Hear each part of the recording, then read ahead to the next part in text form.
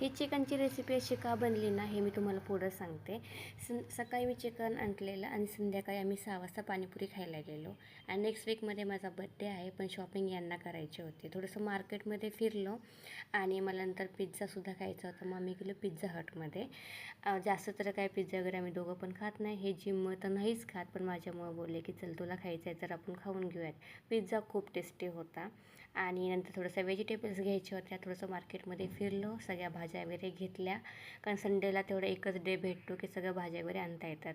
भाज्या सगळ्या साफ करून घेतल्या बिग बॉस बघत बघत आणि नंतर खूप कंटाळा आला. सकाळचं चिकन होतं ते रश्श्यामधून बाहेर काढलं आणि माझ्याकडं हा एक मसाला आहे जो मी एक्झिबिशनमधून घेतलेला. खूप टेस्टी मसाला आहे. ह्याला फक्त चिकनला कोट करायचं, फिशला पण तुम्ही लावू शकता आणि छानपैकी फ्राय करायचं चिकन. खूप टेस्टी लागतं चिकन. सो असा होता मिनी ब्लॉग. भेटूयात नेक्स्ट ब्लॉगमध्ये. बाय.